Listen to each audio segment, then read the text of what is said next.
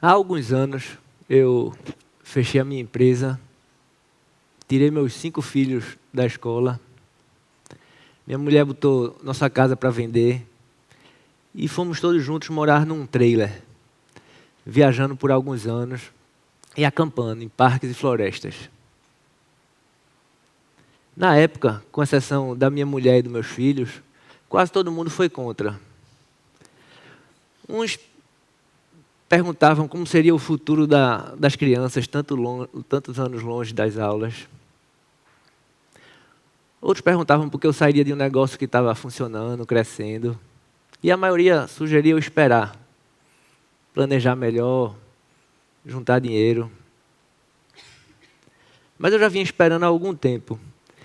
E quando você tem um incômodo, uma pedra no sapato, quanto mais você espera, pior fica. Na época, minha pedra no sapato é que eu tinha uma agência de publicidade. A agência de publicidade é onde a gente inventa problemas que as pessoas não têm, só para tentar empurrar uma cura.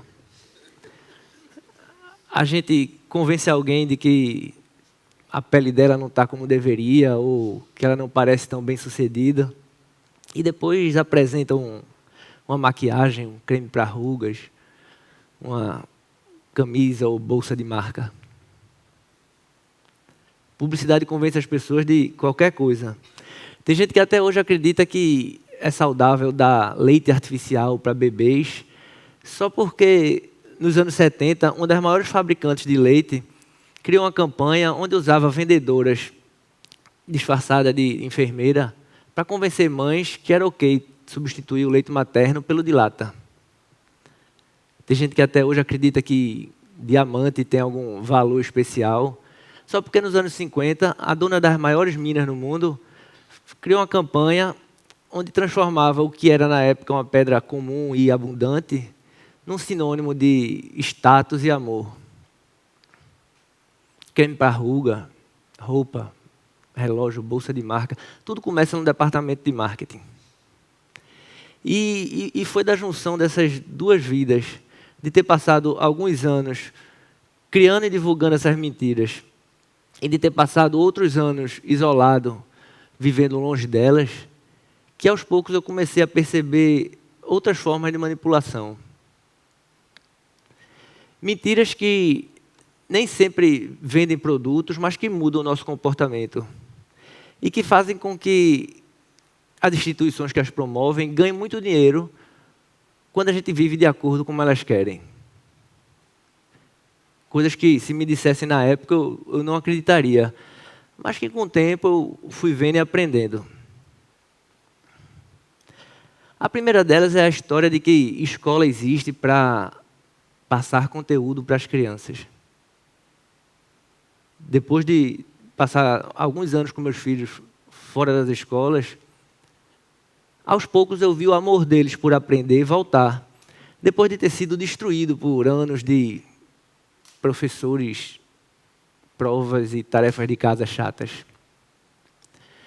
Eu vi que o meu filho mais novo aprendeu a ler sem ir para as aulas, sem ninguém ensinar, só observando os irmãos dele e tentando aprender mais sobre o mundo. Eu vi que meu filho mais velho, há pouco tempo ele nunca, até hoje não voltou para as aulas, e há pouco tempo foi contratado pela empresa onde ele sempre sonhou em trabalhar. Com tempo para ler sobre a origem desse nosso sistema escolar, eu descobri que a gente foi convencido a deixar nossos filhos por 10, 15 anos dentro das salas de aula, não porque é importante para eles memorizar nome de reis, de rochas ou triângulos, mas porque é esse o tempo que leva para transformar uma criança interessada, curiosa sobre o mundo, um artista, um músico, um inventor, num adolescente apático, perdido, que não sabe o que é fazer da vida, a ponto de ir trabalhar no mercado financeiro ou serviço público.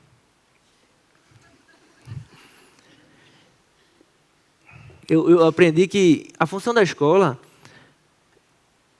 é ensinar a criança a aprender a obedecer. Primeiro obedecer o professor, o diretor da escola, para depois obedecer bem o patrão, o cliente, o político, o que quer que o jornal mande ele fazer.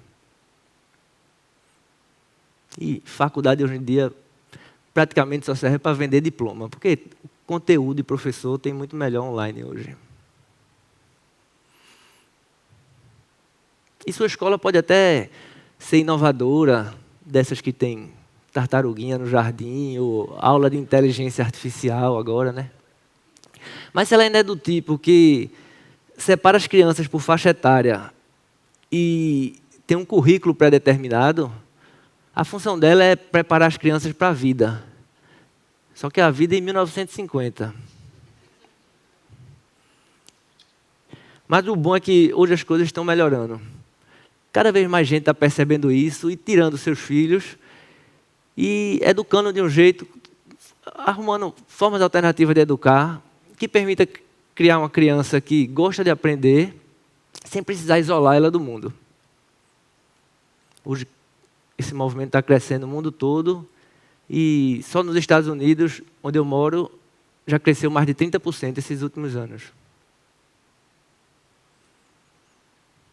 Uma segunda coisa que eu vi de fora foi como a gente foi convencido a vender nossa própria vida por prestações mensais.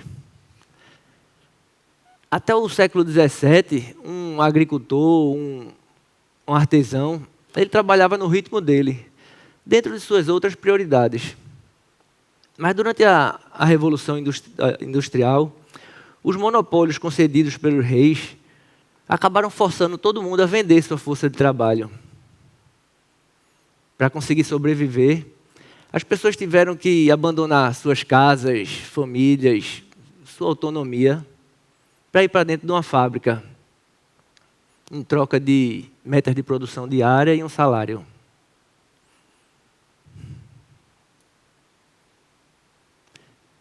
E o pior disso tudo é que o dinheiro que a gente recebe com isso, parte dele vai para pagar o custo da gente estar abrindo mão da nossa própria vida. Vai para remédio para depressão e ansiedade, vai para álcool para aliviar o tédio, vai para viagens para compensar uma vida sem aventura, e vai para roupas, marcas caras, para compensar a falta de propósito na vida. Mas isso também está melhorando. Hoje, cada vez mais gente tem acordado e trocado cargo, crachá e LinkedIn por formatos alternativos de trabalho. Nunca se falou tanto em nômades digitais, comunidades, trabalhos remotos e manuais. Hoje eu trabalho, escrevo e desenho no meu ritmo, dentro das minhas outras prioridades. E conheci um monte de gente que já vive assim, que começou adotando passos pequenos, mas consistentes, e que quase todo mundo pode aplicar. Mas foi só depois de alguns anos, longe da internet rápida, longe da televisão, das mídias sociais, que eu vi uma terceira grande mentira. A história de que a gente precisa ser sempre submisso, subordinado, sempre governado por alguém. Acampando em parques e pequenas cidades, pedindo ajuda quando o pneu do trailer fura, ajudando quando alguém precisa de uma carona. Eu vi que quando alguém passa por dificuldade, sempre vai ter alguém por perto disposto a ajudar. Pode ser prestar uma ferramenta, cuidar do filho de alguém por algumas horas, levar uma sopa para quem não teve tempo de cozinhar naquele dia.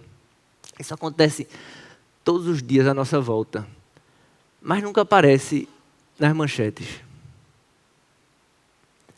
Em vez disso, a TV e o algoritmo treinam a gente para nos preocuparmos com a guerra nos Balcãs, as baleias do Pacífico, o conflito no Congo, tudo que pareça distante, para a gente continuar super indignado nas redes sociais, mas continuar passivo na vida real. Só que do lado de fora a gente vê que o mundo real está ao alcance do nosso braço.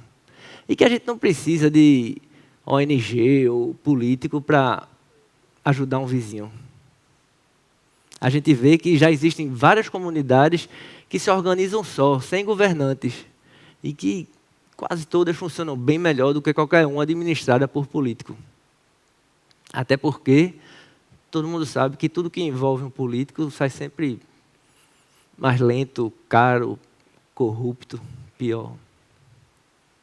A desculpa de que a gente precisava sempre ser governado foi inventada por Thomas Hobbes, no século XVII. Ele escreveu que sem governantes, uma sociedade seria caótica. Uma mentira criada na época para justificar a existência de reis políticos e outros parasitas. Até então a história era de que o rei mandava porque era assim que Deus queria.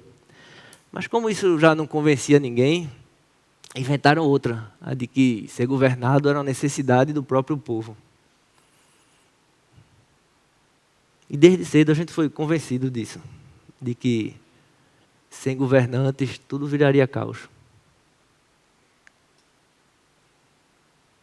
Mas também estamos aprendendo. Cada vez mais gente tem visto que decisões têm que ser tomadas por quem vai ser influenciada por ela. E não por aqueles cuja única competência é mendigar dinheiro para suas campanhas eleitorais e que querem passar a viver do dinheiro extorquido do povo através de imposto. E o que sustenta mentiras como essa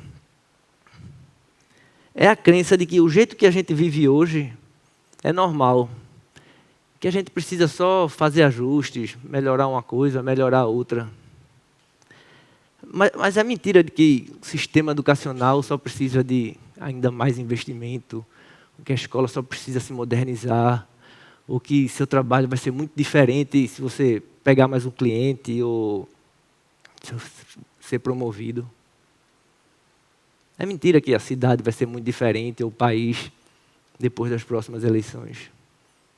Todas essas mentiras já foram contadas antes, algumas por séculos. Mas nenhum ajuste, nenhuma melhoria no sistema que foi desenhado para domesticar a gente vai mexer na raiz do problema. Só vai adiar o que tem que ser feito. E o problema da gente viver assim é que a gente passa a...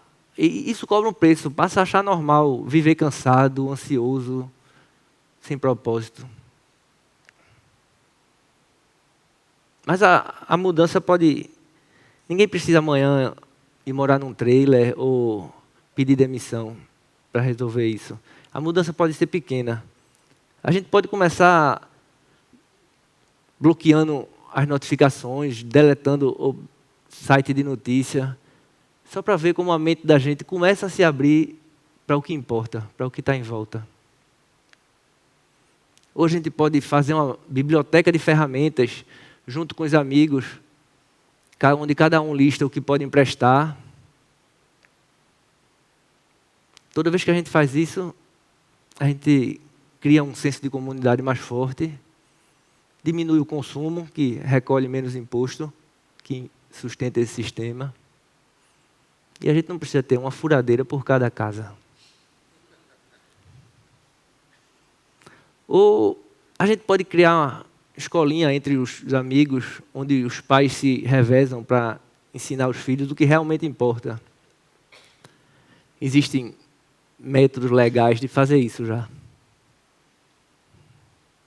Eu vi reunir dicas, ideias de como educação, trabalho, comunidade pode funcionar diferente, melhor. E para quem tiver curiosidade, eu listei no meu site. E para aqueles que acham que tudo isso é utopia, ou eles foram doutrinados com sucesso, ou são aqueles que na infância ou na juventude tentaram mudar, melhorar, ajustar o sistema, em vez de simplesmente cair fora dele. Essa mudança já começou, mas dificilmente vai aparecer na nossa timeline. Agora é com cada um da gente, nas decisões do dia a dia, escolher se quer continuar pedalando nessa engrenagem ou sair desse sistema. Obrigado.